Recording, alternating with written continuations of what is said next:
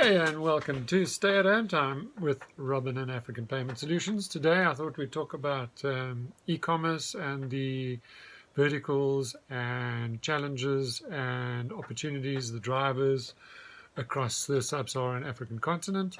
So let's kick off with marketplaces. They've been a really cool mechanism to bring local business online. Just because it's got like a one-stop shop, it's, you can bring on SMEs, entrepreneurs that have limited knowledge. They know their field, but they need help with online marketing, the logistics, distribution, and the payment.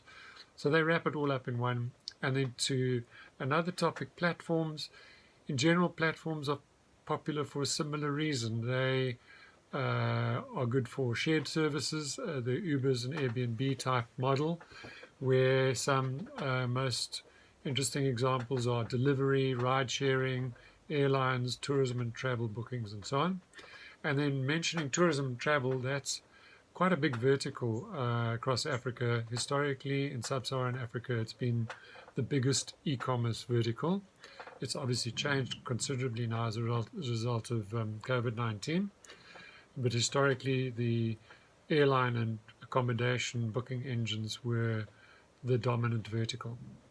And then just to mention some drivers of e-commerce, smartphone penetration, the lowering of the cost of bandwidth, the increased levels of literacy, disposable incomes are increasing, and the ability to pay and get paid, and obviously deliverability, because the addresses across Africa are a little indistinct.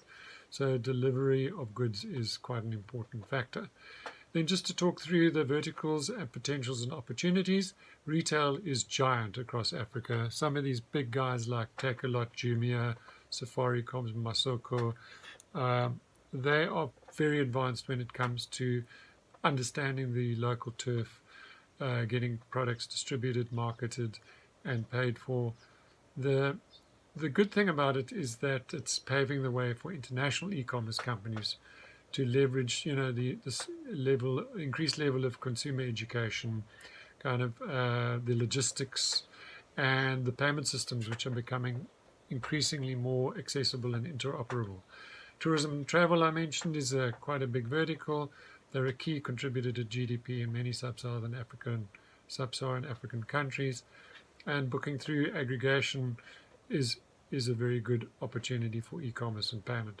Betting and gambling are very popular amongst Africans. It's digital, it's accessible, it's not affected by a lack of infrastructure and kind of logistics and deliveries and so on.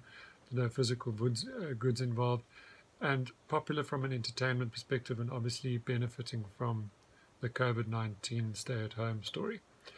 Deliveries and ride-sharing. Transport is a critical base layer for economies across Sub-Saharan Africa, and it's relatively underdeveloped, the transport infrastructure, and so providing a lot of opportunities for entrepreneurs to set up businesses and platforms to do this and to aggregate different services.